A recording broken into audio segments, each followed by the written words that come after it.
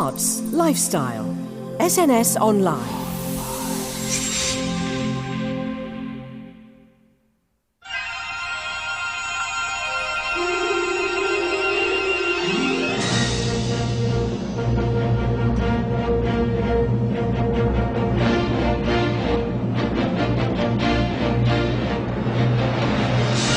Hello and welcome to SNS Online. My special guest today is one of the world's most familiar, beautiful, talented and enduring performers, starring in a heady range of high-profile powerhouse roles in television, film and theatre, in a career spanning over 50 years.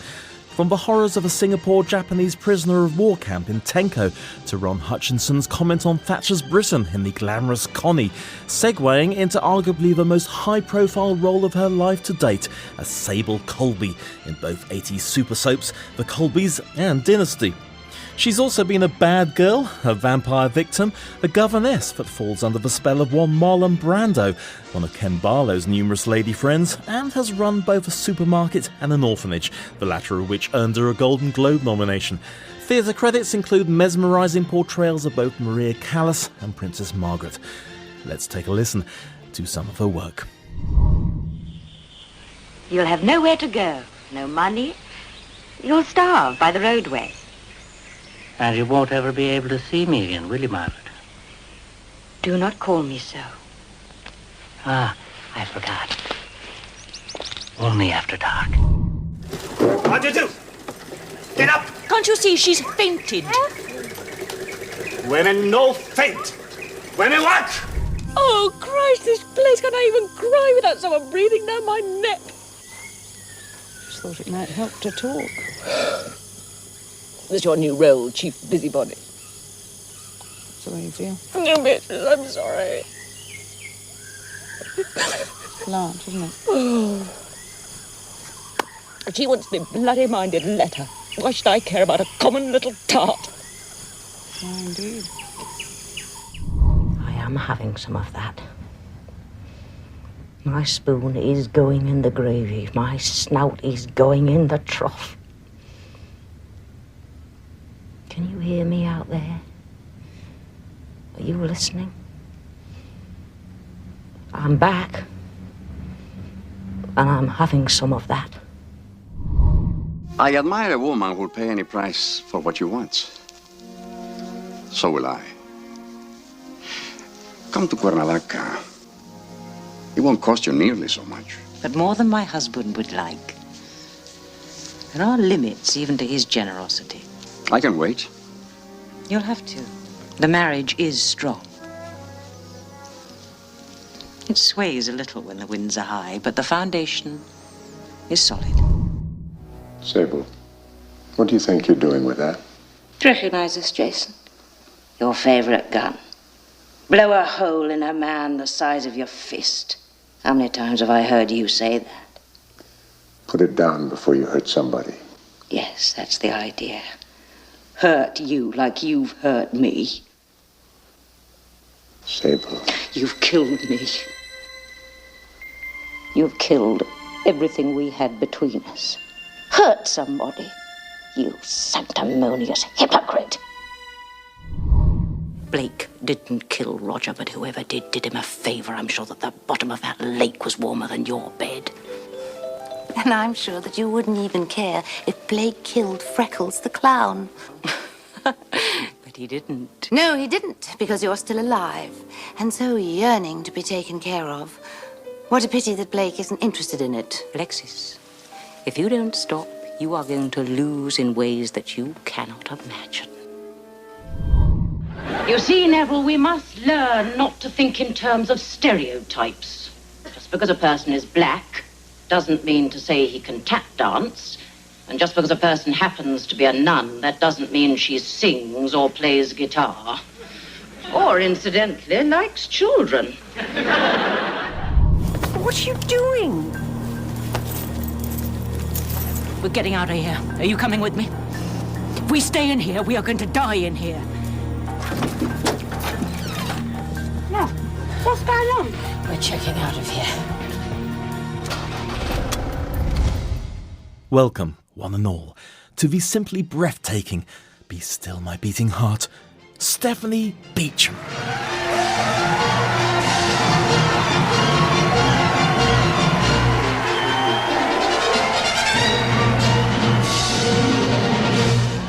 So, Stephanie Beacham, icon, goddess, national treasure, international treasure. We are humbled and honoured in equal measure to welcome you on board the SNS Online family. And apologies if I end up gushing just a little bit for the odd minute or two.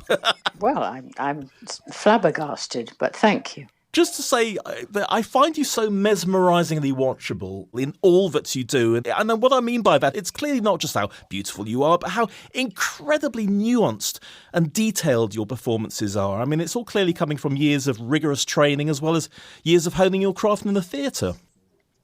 Well, perhaps, or it's just really paying attention to every second that happens. But thank you for observing that. I call it that rather backbone, if you like. It's sort of turning up on time with a smile on your face and your lines learnt. I always say that the only reason I've been employed so much is that I know how to put my lipstick on straight and I turn up on time. I love it. I love it. Sage advice indeed. Let me take you back, Stephanie, to your early years. Shortly after your school days, you went to France to study corporeal mime under the celebrated Etienne de Croix. So I'm presuming you were focused quite early on for a performance-related career? I thought I was going to teach dance to deaf children. Right. Because I'm very deaf, and deafness is not associated with any elegance or grace. And I thought if you had a springy enough floor that they could hear through the floor, to teach children who are deaf to dance and therefore to move beautifully, it would be a wonderful thing. But unfortunately, I did my mime and then I got fired from my job. I was an au pair. I was the worst au pair that there has ever been. And when I had au pairs for my kids, if the children settled down too early and I was still at home and hadn't gone to the theatre, I would just storm into the nursery, prise open mouths and take the sweet out, because I knew that was a very cheap trick. Yes, well... I know I was a dreadful au pair, so I knew all about that. And so I came back to England and I went up to Liverpool to visit a boyfriend. And that's when I entered the theatre, the Liverpool Everyman. They were still building the stage. Wow, that's but amazing. The atmosphere was extraordinary. And I did a speech from O-level English. I did a speech of Juliet's, that I'd learned. Yes. For O-level. And they laughed and employed me. Isn't it amazing? And that's how I started. How fate can sort of take you one way or the other. Perfectly extraordinary, providing the fate can take it, but you've got to buy the bus ticket, if you know what I mean. Yeah. You can't wait at home and say, well, whatever is in store for me will happen. Yes. You've got to do your tax returns, buy the bus ticket, and know what you are ready for. Yeah, I completely understand. Were any of those early days a struggle? I mean, you seem to hit the ground running from very early on with guest spots on The Saints, Callan, UFO, and then being directed by both Michael Winner and actor Roddy McDowall in your first two films, The Games and Tam Lin. Horror genre with Peter Cushing. Were there lean times? Not then, no. But going back to the Liverpool Everyman, I didn't eat after Wednesday. And we got paid on Thursday, because I remember my birthday. I used to make the coffee for everybody, and it was my birthday, and I'd been sent some biscuits by an aunt, and I hadn't eaten since the lunchtime the day before. But by the time I brought back the coffee, all my biscuits had been eaten. No! Who nicked your biscuits, Stephanie? The whole of the flaming cast of Henry IV Part 2, I believe it was. Oh, blimey, that's awful. Oh, it's a terrible story. I hope they bought you some chips or something to make up for it. Anyway, what it really was I had lean times then. I mean, Sure. I was telling somebody the other day They were complaining about their bed. And I said, well, in Liverpool, I had a bed that was a piece of wood on 4 large beer cans and then a mattress. Wow. But the beer cans, which were tall, those big ones, I don't know, must have been left over from some party. And I put butter, olive oil on them, greased them, because then the mice couldn't get on the bed. Oh my goodness me! So that's extraordinary. Those are little tales of a 17-year-old who was just in love with theatre, not with the thought of fame or money or anything like that. It was entirely to do with just the wonder of people getting together to tell a story.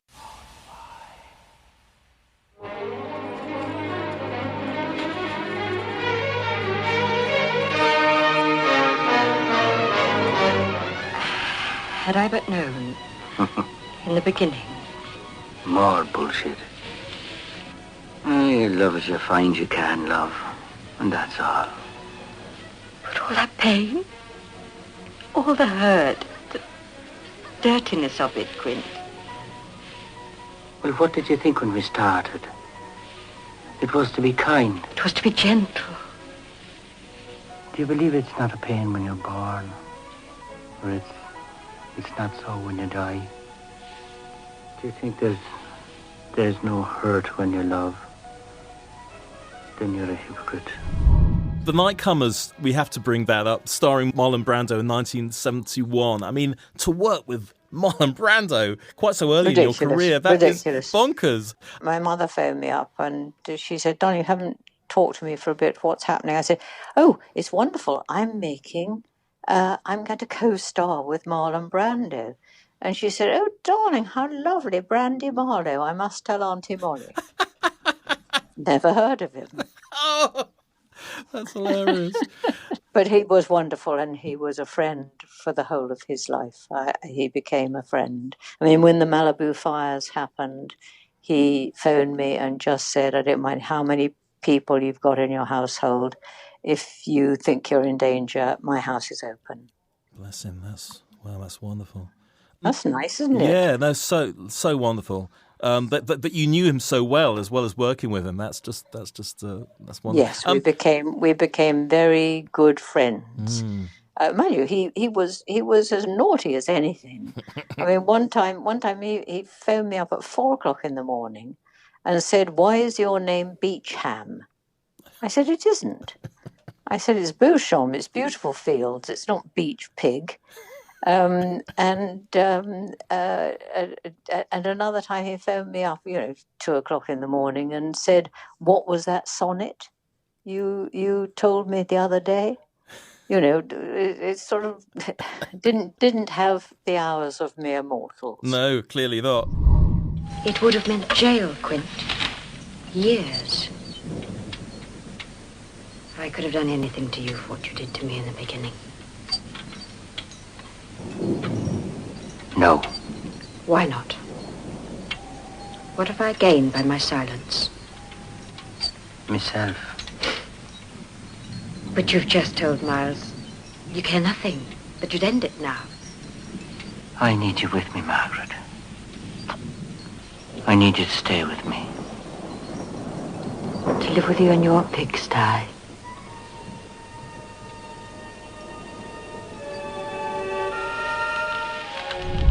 Is it also true that Brando wore wide fronts and Wellington boots under his bedclothes to ensure Michael Winner didn't film anything lower than that was necessary in the love scenes? Yes. I had a nudity clause. It was a nudity clause saying she will be naked. And when Marlon realised that, he thought, well, I can't do anything to protect your top half, but I can totally protect all the rest. And that's what he did. Huge Y fronts. You've never seen anything so funny. It was such a protection. He was very caring. You know that if you were being cheeky, he could destroy you. He would put farting cushions under your, he was naughty and silly and played games. But if he saw you insecure or if he felt you to be caring, but not being able to express it, he had all the time in the world. Oh, wow, he sounds amazing. Yeah, I'll defend that man. And, oh, gosh, I mean, the charisma of certain people. Yeah. And let's not forget, the first film I ever did was with Ava Gardner. Yes, Now, some people won't remember Ava Gardner, but my God, she's worth remembering. She was a wonderful, sensitive person, and she taught me so much about lighting, about so many things. What do you want? I came to see Tom. Oh. He left 2 days ago. Do you know where I can find him? You know, there are days when I lose my taste for the young. Perhaps it has to do with all that sleek, resilient flesh. No. I cannot tell you where to find him. When we last met, I remember you as being very understanding. Please. Why do you want to find him? If you can produce a reason that impresses me, I'll help you. I'm going to have his baby.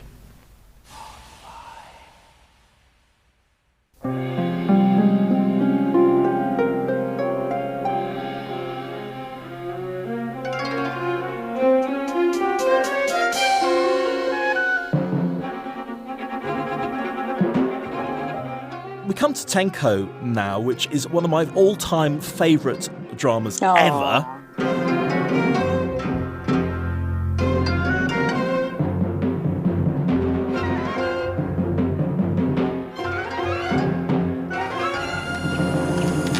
Can't she understand that I feel betrayed, just as she does? I helped her plan the escape. I covered up for her. I even gave her Bernard's ring for good luck, and then she takes along that child. I had to report it to Marion, didn't I? Yes? Oh. I know it's ridiculous, but she's the nearest thing I've ever had to a friend. Just before Tenko, I had a really lean, disastrous emotional time. That was a breakup of marriage. That was me alone with no money, with 2 kids. It was suddenly, there was no Hollywood, there was no nothing. And to then get together with a team of women, it was just the most mending, wonderful thing, and made friends with people who are friends to this day. I mean, Veronica Roberts, to name but one, but, you know, Steph Cole and Louise Jameson and Anne Bell. I mean, what a team. Yeah. It was such a strong team. And just for those very few people who've been living under a rock, Tenko was a World War II Japanese prisoner of war camp series. It was set near Singapore, although filmed mostly in a sandpit in Dorset. You wouldn't know, though. I was absolutely shocked when I realised where it was filmed. with baby oil on the sweat. Yeah, I mean, I just thought... it was very, it was wonderfully, no makeup, no... my major makeup was a porridge oat stuck on the side of my lip, so it looked like I had cracked, sore lips. Oh. A porridge oat. It's not exactly the Colbys, is it? No. And I was behind James Fox in the queue at the BBC, you know, for the canteen. Lunch. And that's right, the canteen. And he looked at me and said, "Oh, your makeup is wonderful." And I thought, it's just me, very tired with a porridge oat, actually. Oh, I love it. Stop jigging about. That's what my nana used to say. Well, the fat chance of jigging now. Don't. Look, I will say what I want to say. Of course. Sorry. And stop being so patient with me. Rightio. When you saw Bernard, did you ask about Tom? Well, very patient you've been. Waiting all these days. I want to know. He's with them. What exactly did Bernard say?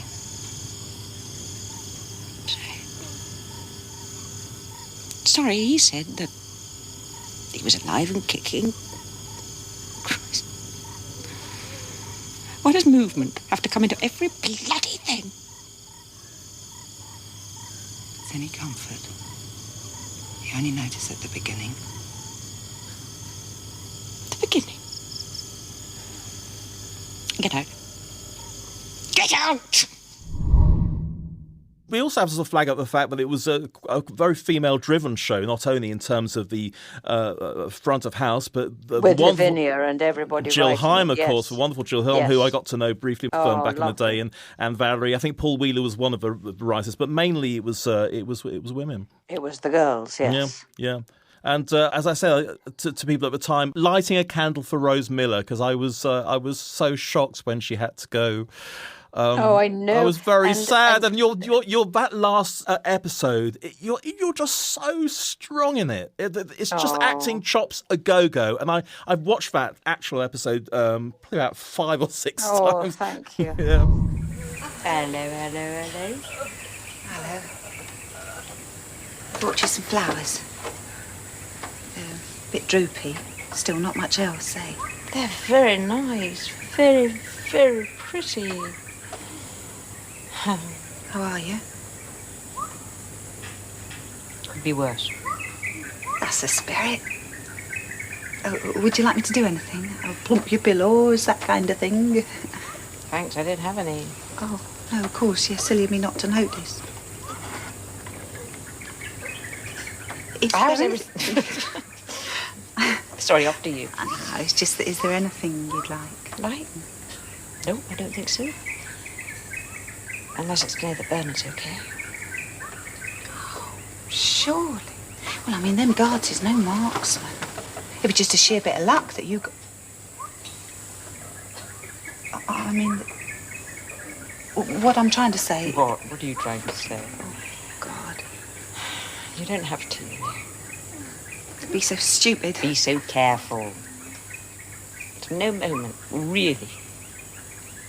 Everyone says that kind of thing. At the beginning. Even me. Do you have to be so bloody kind? But of course, that I can still do. I tell you, it was wonderful. I was going to Suffolk. I was driving. It was night time. And the episode of Tenko had been on the day before. And there was a car in my way, and I flashed it, and it pulled over a bit, and I overtook it, and then it put its lights on, and it was, of course, the police, and they stopped me, and they, that terrible walk round, and you think, oh my Lord, I have just overtaken a car that I've hooted and flashed, and it was oh Lord. And I roll down my window and I look at him, and he looks at me, and he takes a long, long pause. And then he says, "My wife says you made a very good death on the television last night. You weren't just speeding, were you?" And I said, I'm sure I wasn't. He said, "And you wouldn't speed, would you?" And I said, I would really try not to. He said, "Good." Oh, wow. So I got away. You got away with that one. Yes.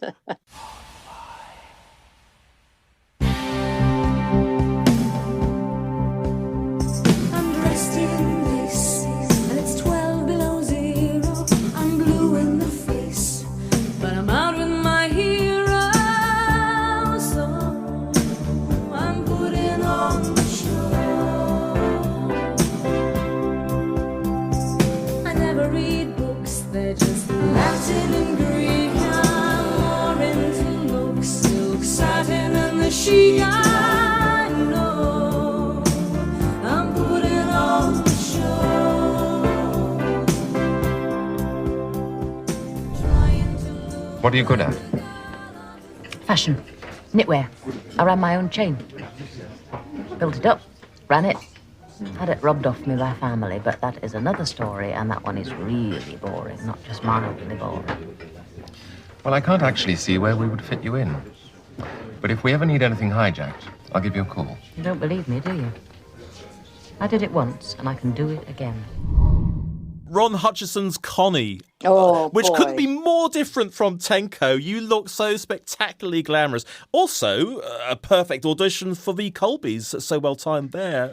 I did say when we were dressing it, when we were making it, I said, shouldn't we be making this a little less sort of knitwear and a bit more sort of, what's that thing they're doing in America at the moment? A dynasty? What's it called? Dynasty? You know, it was that. Shouldn't we be making? And we did dress it up, perhaps more than it should have been, but it made better Sunday night television. I thought I loved that show. I loved it too. Thank you. I mean, never say one word when 12 will do. That's Ron Hutchinson's writing. I mean, very, very wordy. I was always strong on colour, but I'd forgotten how grey and brick red England is. Grey old, wet old, boring old England. Breathing here is like having to suck in Sunday gravy with the lumps in. I've got 10 drachmas and a bad hand. Can I make it again? But, Pam Ferris she was just amazing. Brenda Bruce? Oh, Brenda came in to the producers when she'd been offered it with all 12 scripts and plonked them on the table and said, I don't know that I can make head or tail of this. Explain it to me. What I loved about comparing Sable to Connie, I mean, they are very different characters, but both fiercely strong as well as fashion focused, which I guess was the connection. And also, it was a sort of comment on Thatcher's Britain, wasn't it? Could a woman with no money or a corrupt value succeed? Exactly that. So one was much more political than the other, but I think they both shared the fact that they were the centre of their own universities. I have to say that Connie and Sable shared that utter narcissism, but their roots and their ways were very different. My spoon is going into the gravy. My snout is going into the trough. I'm having some of that. I love it. I love it so much. Yes. No. Some of that dialogue, was delicious. Oh, yes. And I was very fortunate to get that. And it's many stories around that. Many stories. I am having some of that. My spoon is going in the gravy. My snout is going in the trough. Can you hear me out there? Are you listening? I'm back, and I'm having some of that.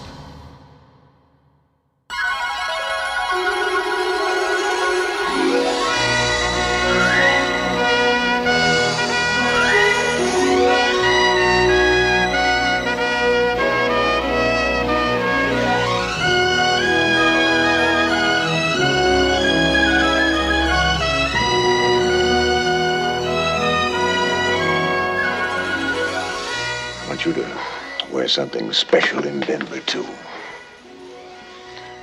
I want you to shine like the full moon. It's what I'm paid for, isn't it?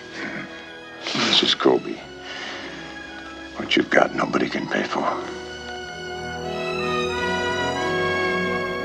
So we come to Super Soap Dynasty, which has its 40-year milestone this year, which then spun off into The Colbys, which I actually preferred. I've been watching so much of this in lockdown, I was actually in danger of forgetting which decade I was in. I felt Sable was so well constructed as a character, and as wonderful as Joan Collins' Alexis was, distinctly different from her. She could do extremely bad things, but it all seemed to come from her being a roaring lioness of a wife and mother, simply trying to keep everything together, the family together. And the fact that she created the Colby art collection as a tribute to her husband Jason, there's a wonderful scene when she's talking about life isn't perfect to her son Miles. I just heard you're taking off for New York day after tomorrow. I'm going to bid on a Matisse for the new wing. You sure it's the right time to take off and buy a painting? It's the only time, dear. This Matisse has been off the market for 30 years. You know what I mean. You shouldn't leave town with you and Dad like this. Like what? Miles, your father and I are having a disagreement. That happens in the best of marriages. Which is what you have, right? It's not perfect. No, I admit that. Whose is? Mom.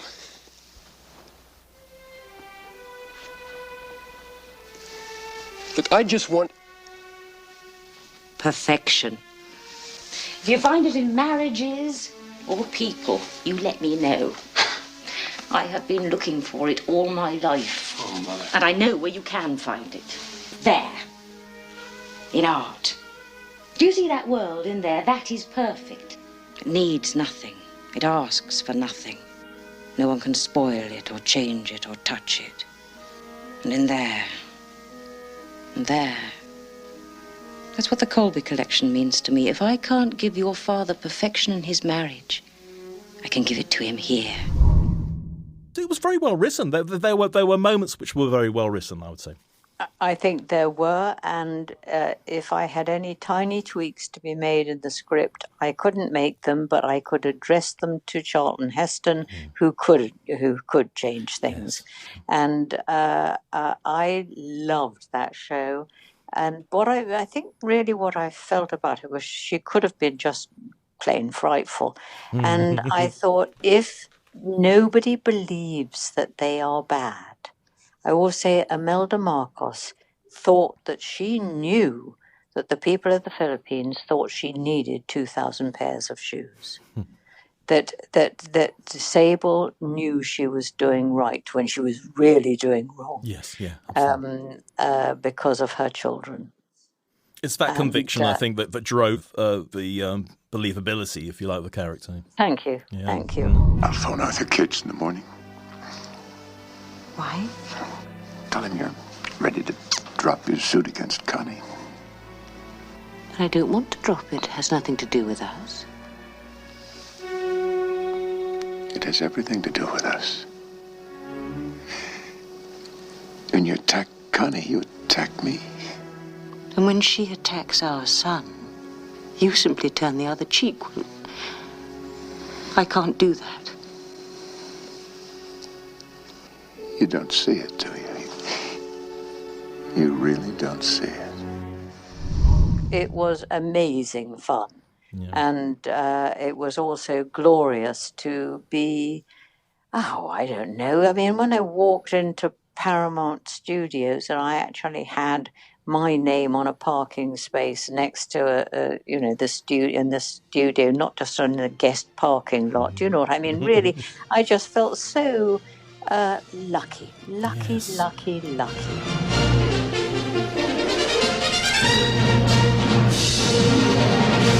I mean, I remember that fever pitch excitement when Dynasty not only secured its own spin-off, but they were encouraging British actresses to audition for new roles. So there was Sable and also Caress that went to Kate O'Mara. That must have been an incredible moment securing that role. Did you have any misgivings about accepting it based on your background in UK theatre and the sort of the work taking you possibly away from your roots, if you like? Okay, several things about that. First of all, when I was asked to audition, I thought, why bother? And why bother? And I was on the first day of the first holiday I had had in ages with my kids down in the West Country. And then I had a strange daydream. And I saw a red tile roof and a palm tree. And I thought, God's sending me to Los Angeles. And then the next minute I was phoned up and asked to go up to London. And I thought, oh, no, I don't think I can. I'm here, I'm on holiday, I've got to stay on holiday. And then my neighbour phoned me and said, I'm so sorry, I've locked your keys in your house and I can't feed your fish. And I thought, well, there we go. I'm going up to London to feed my fish, and I'll do that audition. And anyway, That Strange Daydream. What was that about? And I went into the audition place and I smelt a smell. And I thought, this is an odd smell. I thought, what is it? I thought, oh my God, that's adrenaline. That's fear. This is very important. People have sweated here. You know, this is, and I hadn't really learnt the script, but I just went for it. And got it. Wonderful. I needed the money. No, that's the second point. Oh, yeah. But my kids, I had realized that I did not, because of philosophy, I was sacrificing their futures because I was sending them to state schools, and the state schools weren't doing very well by them. And I knew I had to pay a lot of money for their educations, and I was by myself, single mum, needed the money. So there we go. It all sort of fell into place. Wonderful. And I've got to say, quite a female-driven show. It had links again with your previous work, written often by Esther Shapiro, who co-created both shows with her husband. Strong female characters. Admittedly, most wouldn't have passed the Bechdel test, but it was the 80s. Not young. I mean, yes, oh God, Joan that as well. Wasn't young. Yep. And I was given my second Hollywood try at the age of 37, which now when you look at people saying, well, now it's different. People are getting fantastic roles. But there was a whole moan, wasn't there, a few years ago that, it's all over by 40. You can't get a role after 40, which of course is patently ridiculous because people live after 40. So of course you can. But it's interesting that the new incarnation of Dynasty, which has been going for a few years, I think that's very sort of a young, thrusting show. I haven't watched it. No, well, I don't blame we haven't looked in that direction. No.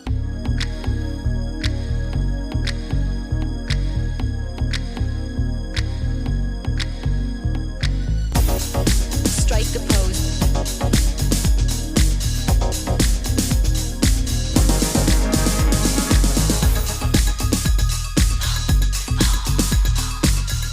We have to flag up the incredible clothes and jewellery that you got to wear in both the Colbys and Dynasty. There's a scene when you're sparring with Joan, and I remember you just walked in, you just look absolutely fabulous. You had this red ruby necklace and this gorgeous cape. I heard a rumour that these jewels were actually real and the actors had security guards following them to the loo during breaks so they didn't suddenly leave the country. Occasionally things were borrowed. Yes, they were real. Right. But I had a 5-tier.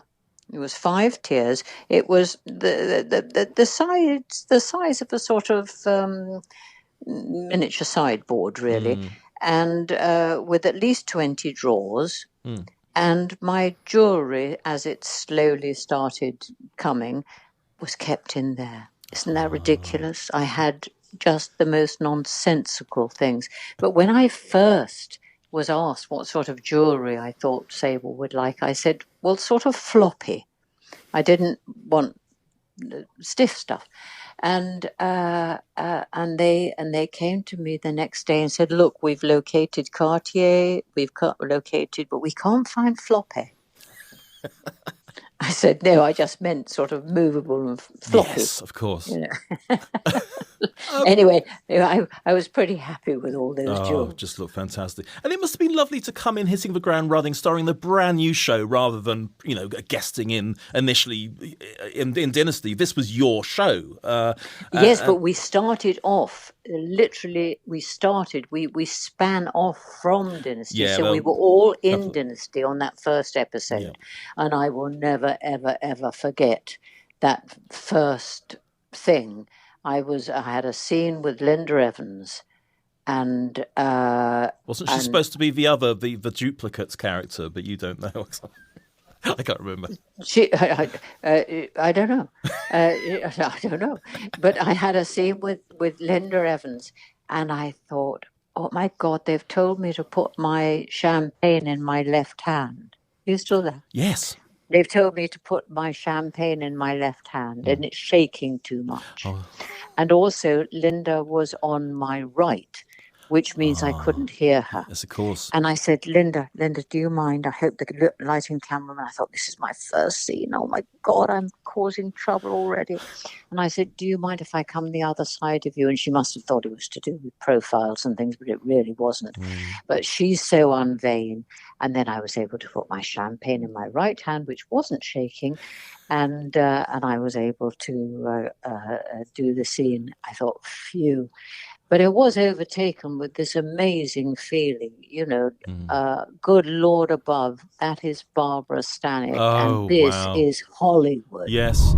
You've never accepted the fact that I am mistress of this house, and I am supposed to run things round here. This is not your house. It is not my house. It is the Colby home, and Jeff is a Colby. And nobody puts a Colby out of this house.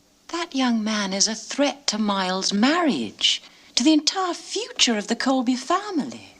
Nobody's more concerned about the future of this family than I am. And Jeff is part of that future now, whether you like it or not. Not at the expense of my son's happiness. Oh, come on, Sable. You're not interested in Miles' happiness. You're only interested in yourself. Your position, your power. This is one time when you are not going to have your way, Constance. Jeff goes. And that's final. Over my dead body. I mean, she was so fantastic. So was Charlton Heston. They were so good in their roles. About my and Chuck. Ricardo, of course. Oh yes, but Chuck. I mean, what a lovely, lovely man. He was so supportive, and what was he? He supported me, and I'll say it, I inspired him. We loved acting together. Yeah. We loved it. It wasn't that lovely. So, it wasn't like, people called it a soap, and of course it was a soap, but that's not what we were doing. We weren't doing anything other than the very best we could do for this particular scene, which is the only way to do any work. Well, absolutely. You have to just believe in the moment. Well, this must be a bad connection. I could have sworn you've just asked me to come up and see your etchings.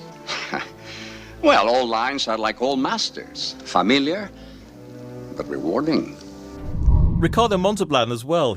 Quite a fan of his work. That must have been quite interesting. All the quite intense scenes you had to do. Yes, and he was a great gentleman, and we did such fun sort of tangos and things, and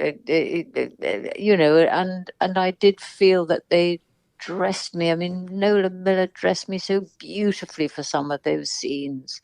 Oh goodness! I mean, it feels like I'm talking about another person when I look back at that sort of.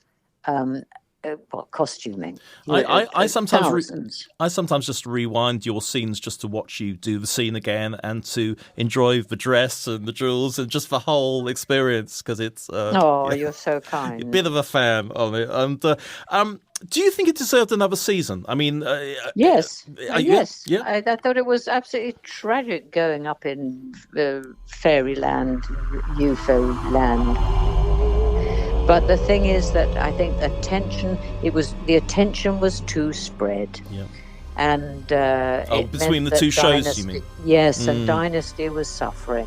No, I would have loved to have done that for longer. Yes. But then I went over to play with Jones, so that was fine too. What are you doing here?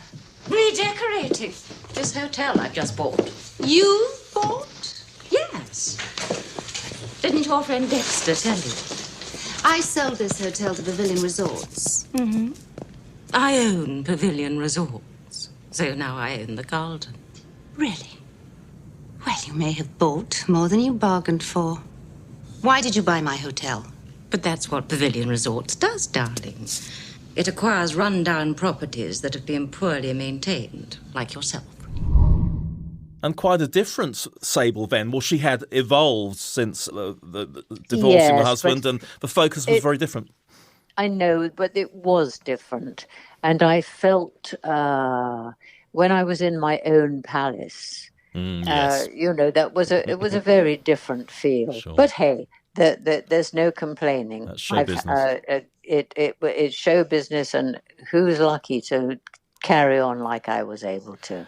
Amazing. Let's take a listen to some of your delicious put-downs you made to Alexis via your character, Sable Colby. Well, Alexis, I see you survived Africa. It's a dangerous place for most animals, but no problem for you, of course. The sable's an animal too, you know, from the rodent family. Speaking of the rodent family, how are you, Adam? Come to visit Mummy? I understand that you lost your husband too.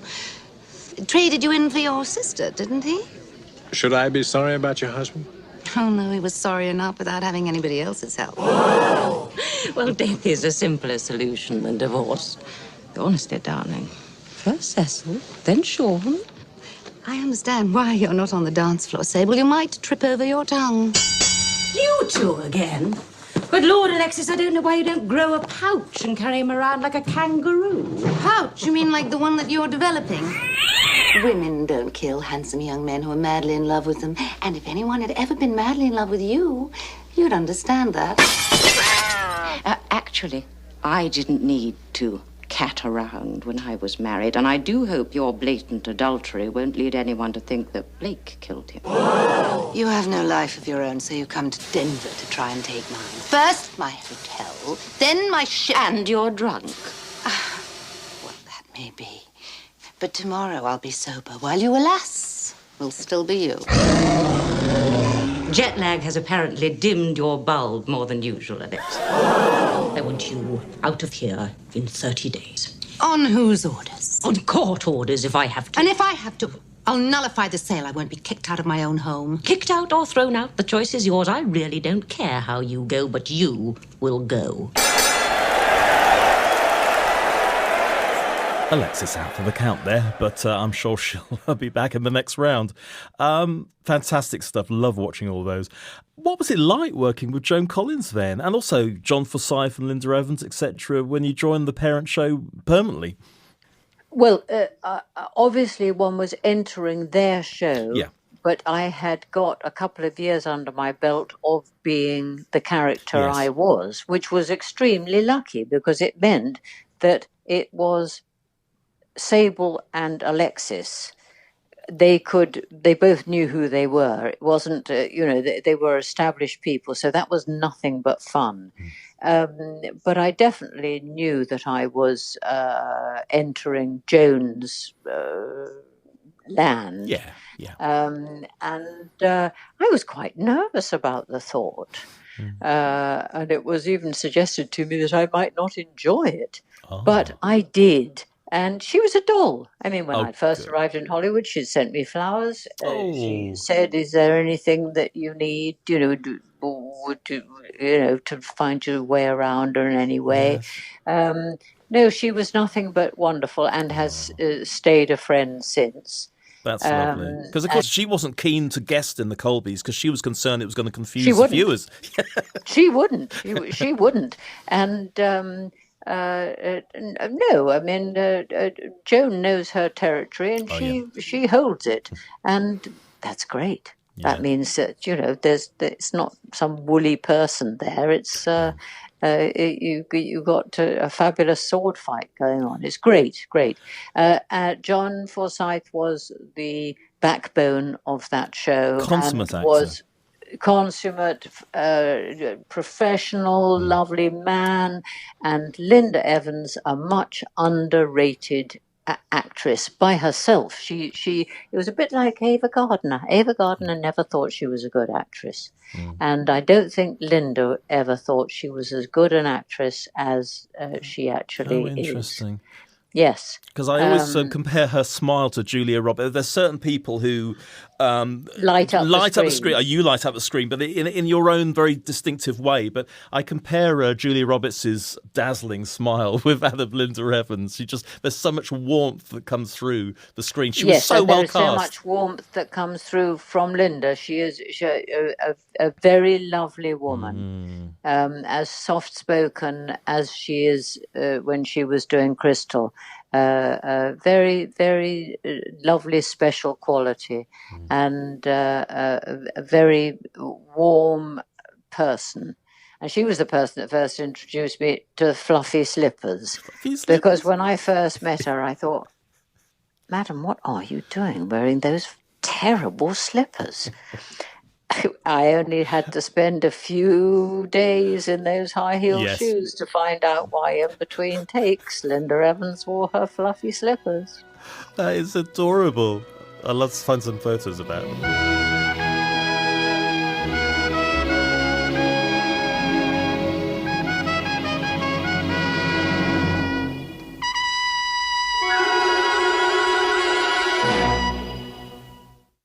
Was there any notable differences between American and British TV that you picked up on?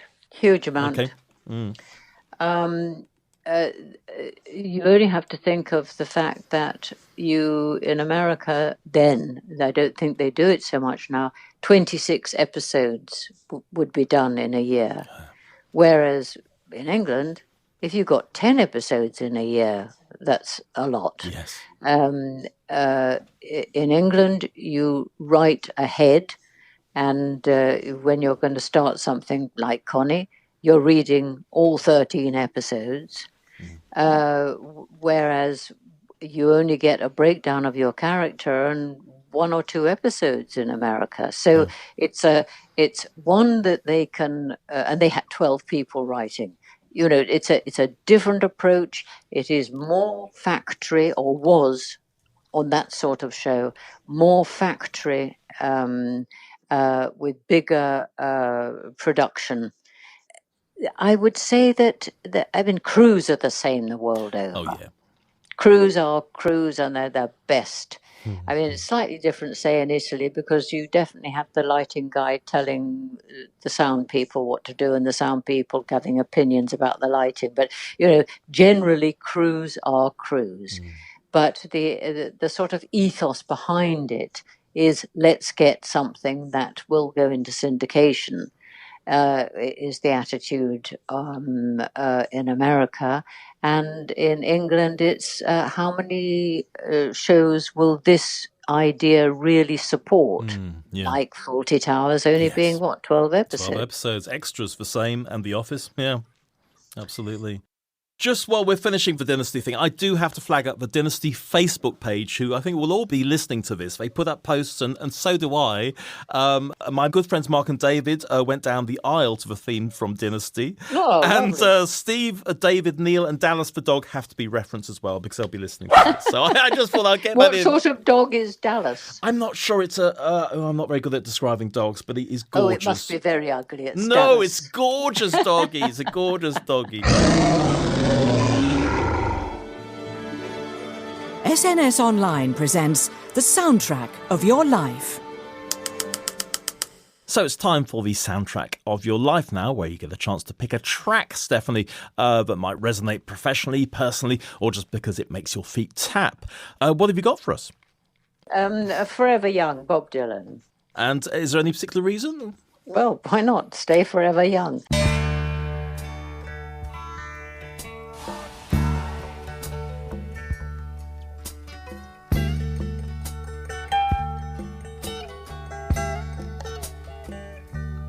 May God bless and keep you always.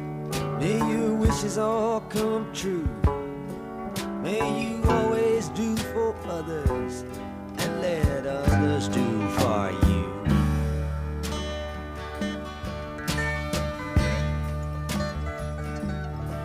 May you build a ladder to the stars and climb on every rung, and may you stay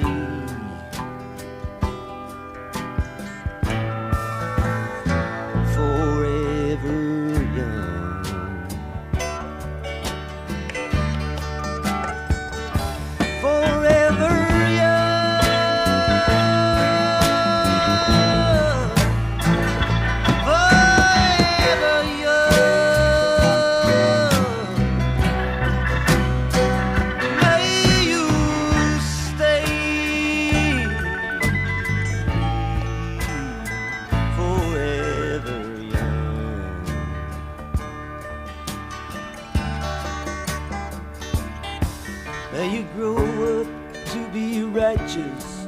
May you grow up to be true. May you always know the truth and see the light surrounding you.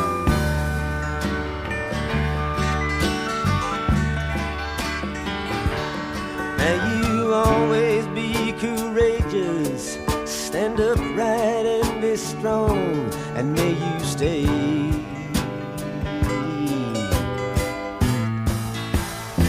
forever young.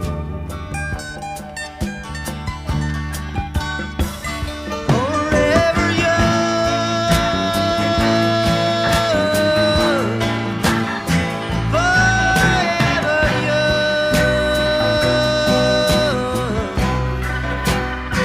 May you stay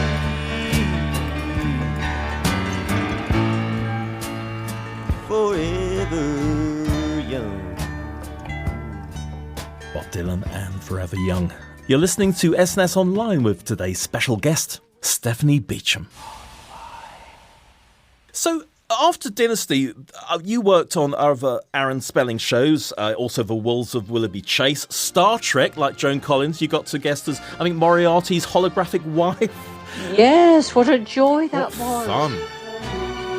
And also Sister Kate, but I don't think we ever got in the UK, and you got a Golden Globe nomination for that, which has to be flagged up. Yes, that was Tell us a little bit about that. Well, she was, again, the complete and utter opposite of everything. She was a nun, and she ran an orphanage. We offer this Thanksgiving in thy holy name. Amen. Amen. Let's all join Eugene, whose dinner is already in progress. This is delicious macaroni and cheese, sister. Thank you, Violet. How come you got a steak? Well, you see, dear, there wasn't enough frozen entree for everyone, so I thought I'd make the sacrifice. Jason Priestley was one of my orphans. Right. He was the eldest orphan, and then when he did Beverly Hills 90210, and they were thinking who would be good for Luke Perry's mum, Jason said, "Oh, it's Beacham," and said to Luke Perry, "You'll love her, you'll love her." And Jason Priestley went to Aaron Spelling and said, "Beacham for Luke Perry's mum," and that's how I got to be on 90210. Fantastic. But my American accent was, I didn't have a coach or anything, and when I was so bad. They said, "Well, I think you're going to have come from Hawaii." And then they weren't sort of worried too much about this dreadful American accent. They can't muck your accents around. We want to hear a lovely British accent in American TV because it just shines. Well, no, but anyway, that was a joy, and I did love Luke Perry. And Jason, they were my boys. And of course, Roy Schreider you worked with in Oh, Sequest. yes, I mean, with quite Sequest. a variety of very interesting, diverse. He used to call shows. Kristen Westphalen was my character's name in Sequest, and Roy used to call me Dr. Crestfallen. I love it. Very good. Yes, well, that was another one. I mean, I wouldn't. It was, it's so ridiculous. I thought, okay, I've got to be a marine biologist. Okay, well, and I went down to the university to learn about marine biology as much as I could, quickly do it. And then the night before we started, they told me I was also the ship's doctor, and I thought, I really can't manage to suddenly go through. So there we go. I turn up the next day and I'm the ship's doctor as well as the marine biologist. Okay, that's fine. Well, they're just but we didn't see much of Steven Spielberg. Okay. Ah, yes. And, which was disappointing because this was working for Steven Spielberg. Yes. And Roy was quite upset that he wasn't around. He was in Poland, and we thought, come on, and you're not giving us much feedback. And he was gorgeous when he did turn up, and it was heavenly, but it was only after we saw Schindler's List absolutely that we realized why just perhaps Sequest wasn't really going to be taking too much of his attention because, of course, he was completely involved in what he was doing. Yeah. So all is forgiven. All is forgiven. I love it.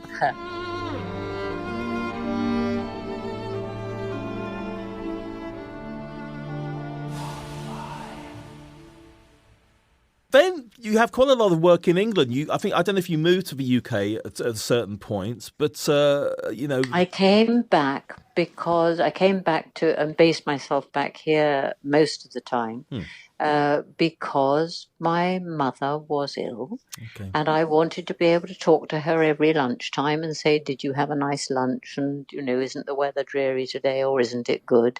So that I just thought because you've got to be on the same, even if you're not actually in the same room, you've got to be in the same universe. Yes, I understand. And it was, of course, well worthwhile because you only got one mummy. Yeah, oh God, absolutely.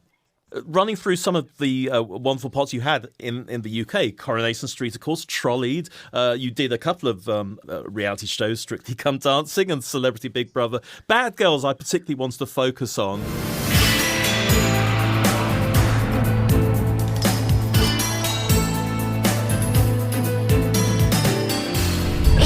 Right! He can't hurt you now. I don't give a damn about him. He's not the point. We are. Look what we've become. Trading cream cakes for favours with riffraff like that. Look, please, just don't upset yourself. I bloody well will. They are going to keep us banged up in this hole for years. Have you ever really thought about that? I mean, what it means? It means our lives are in the shitter. Look, we get by. Bullshit! We may have conned our half-wits in this place that, we're above it all, but we can't go on fooling ourselves. I can't stand this. What are you doing? We're getting out of here. Are you coming with me? If we stay in here, we are going to die in here. No. What's going on? We're checking out of here. The Costa Cons with the wonderful Amanda Barry. That was ridiculous. That was ridiculous. It was. I would say to Amanda, move left. Why? Don't ask me why. Just move left. Go on. Just shove left to the left a bit. Okay. No, we're fine here. Because I knew enough about cameras to see how I could get us back to our room to listen to Radio 4 and not have to stand on rather hard concrete floors for too long. That was really fun. Well, that was for continuity reasons, obviously. If you weren't in shot, but you weren't particularly important to the scene. Yes, being the master, but then I knew what they were going to be concentrating on. Just lucky to have been in the business for 3.5 minutes. So I knew. Didn't Charlton Heston suggest ways to sort of make the filming day easier? Like if you did a scene, just sit down instead of. He saved us because I would have ideas for the scene, and he would totally buy them. But then he would simplify the action so that there were few. I was still learning. I wasn't able to, and I had absorbed an awful lot, but I hadn't done week after week after week, day after day after day of that sort of filming. And it was, he was brilliant. He was brilliant. I learned so much.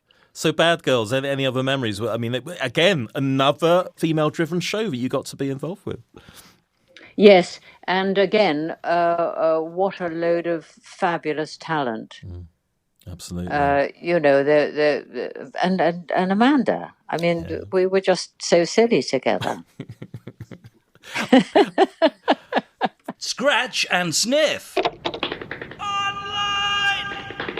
With Nick Randell. Also much theatre in England. The wonderful masterclass, a play about Maria Callas, which I actually saw the Tyne Daly version of that play. Well, this is what was cross-making because I was offered the West End, and then we fiddle-faddled and didn't. And Tyne came in with hers. Oh, I see. Which was whatever it was. It was a great show to do. And then I don't know. I played Princess Margaret in something that was The Princess Undone. Which was really fun. But I'd also done New York. I'd done Oscar Wilde, Ideal Husband in New York, and I also did that in Sydney and Brisbane, and So I've played in Twelfth Night in the Maldive Islands. I mean, I've done some nonsensical things in the theatre that have been amazing to go travelling with. Yes, well, travelling is a Brucey bonus, as they say. Yes, it is. And just to say, with Maria Callas in particular, I was watching some clips earlier. You look extraordinarily like Maria Callas. Yes, it is quite extraordinary. What casting? I met Franco Zeffirelli, and he said, "You must play Callas." Yeah. He was the person that, because Franco knew Maria Callas very well, and he was the first person to say, "You've got to do that." Yeah. So I did, but it was my friend Ronnie Roberts that said, "You should do masterclass." Thanks a lot, Ronnie. That was a big learn. That was. It's rather like Kate Mulgrew. I always wanted to see her play Katharine Hepburn, and of course she did eventually. Yes. Which was just perfect casting. In such a varied and successful and enduring career, when do you think you were at your most fulfilled and professionally happy? Oh, that's interesting, isn't it?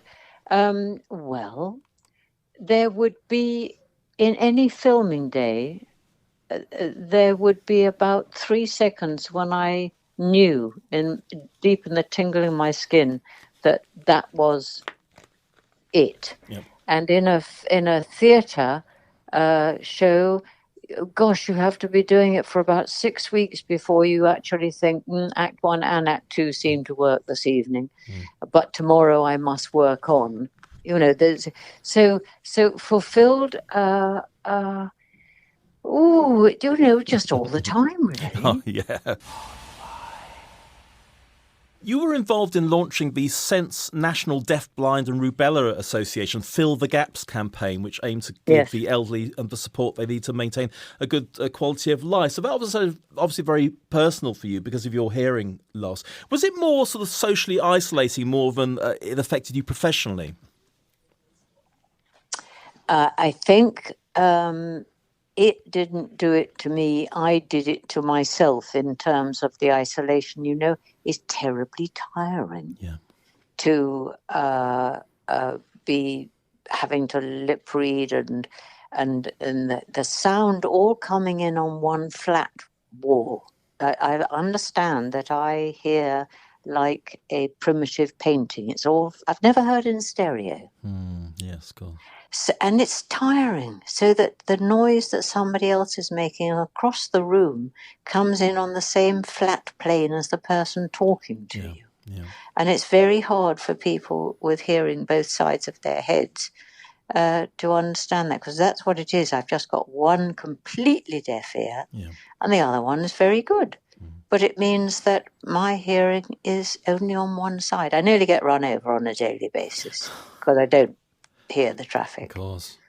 There is somebody I know from BBC actually who has exactly the same condition. One ear just doesn't function at all. But she was a studio manager, so clearly that you can do it. You can do it. You've just got to get round it. But when I very first did looping in a studio, until I had explained what I needed to do, which was to hear through my ear, and the playback had to be played as well as what I was speaking through the one earphone. This is essentially dubbing, just to explain. Sorry, dubbing. Yeah, it's fine. Sorry, looping. I would talk like a deaf person, because if you can't hear yourself speak, your speech becomes... we don't realise that we listen to ourselves as we speak. Yes. I also love hearing dogs for the deaf. For deaf people, that's another thing, because I think that that the hearing dogs, yes, they do incredibly useful things, but they are also a fabulous little companion, because they don't have to be big, you see, to be hearing dogs. Yes, they of don't have course. to be big labs or anything. And so you can have a dog that really suits you. And they are trained to do certain things and tell you when this, that, and the other. They tell you by sort of tapping you, scratching you. They don't bother to bark because you probably won't hear it. Yes. Also, that gives you a semi-social life out in the park, because even if you can't talk to people, you're sort of with their other dogs. And so it's a wonderful charity that I love very much, and I also love the fact of a mammal as a companion to fend off loneliness for people, because I believe that deafness is very lonely for people. Oh, I'm sure. I'm absolutely sure. What roles do you feel you've yet to tackle if and when the opportunity arose? And do you feel... Okay, no problem. Okay. She will be someone who is at the end of an enormous table, possibly... she runs the show, but she's the old one, so she's the one with the power that's going to lose it. I wouldn't know whether she's a queen or a countess or whatever, but that's the role that I'm going to enjoy. The sort of struggling to keep. You have so many male roles like that.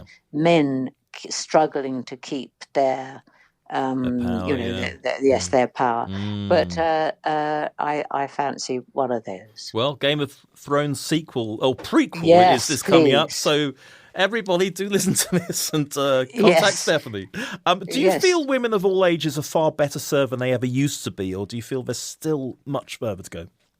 I feel that we're being incredibly well served now. I think that if you've got it, they'll use it. I really do. Or if you've got it, you can use it, which is the new thing. I mean, and now if I was a young actress, I'm sure I'd be a producer and a director and a writer and everything else. When I started out, it was quite outre just to be an actress. But now, my goodness me, if you've got the juice, you can put it down, write it down, and get it done. It's just up to you, honey. And I think the doors are open. And that's a wonderful way to end this interview. Stephanie Beacham, thank you so much. Thank you so much. You will be receiving a celebrity goodie bag, as all our guests get. So we'll get some details from you. And to quote a friend of mine who unfortunately is no longer with us, Paul Condon, BBC iPlayer's finest, it must be added. He used to wear a T-shirt that said, "Be more Beacham," and it was various pictures of you. How divine. And everybody should be more Beacham, I feel. So thank you. Thank you so much. I wish I could see that T-shirt. Send me a photo. I will do. Oh, bless you. Thank you very so much. I'm dressed in this, and it's 12 below zero. I'm blue in the face, but I'm out with my hero. So I'm putting on the show. I never read books, they're just Latin and Greek. I'm more into looks, silk satin and the chic. I know I'm putting on the show, trying to look like the girl of his dreams, trying to look like a star, to look like the girl on the big silver screen instead of some girl in the bar. I'm getting dressed up to win some attention, to get messed up, to win just a mention. So I'm putting on the show.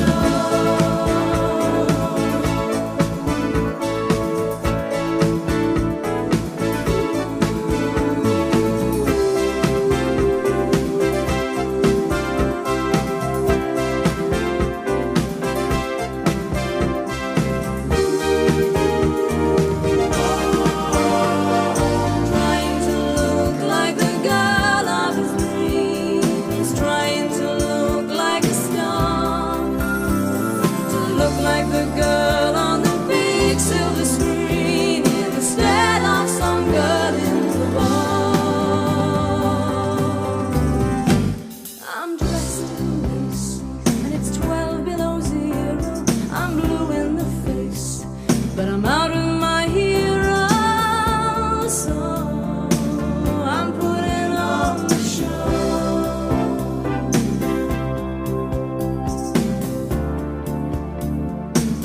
Come on and see the show.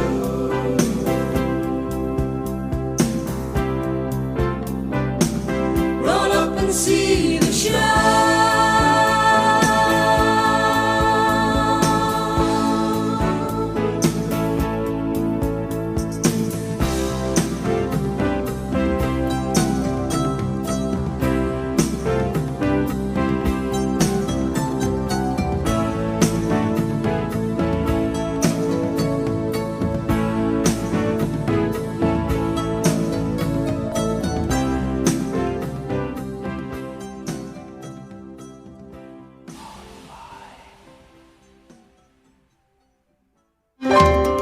SNSOnlineShow.com, your brand new one-stop shop for all things SNS. Take a tour through our wide and diverse collection of shows and listen in to our exclusive range of in-depth interviews spanning the popular arts, featuring actors, writers, journalists, stand-up comedians, musicians, and more. You can also enjoy our shorter bite-sized series covering vibrant new theatre, television, and book releases. And with our arts lifestyle remit, you get to explore issue-based topics, including health, mental health, women's rights around the world, and LGBTQ. Contact us with both your comments and suggestions for future guests. And don't forget to read up on our blog, regularly updated with articles and photographs. A forum where everyone is welcome to contribute. SNSOnlineShow.com, your one-stop shop for all things SNS.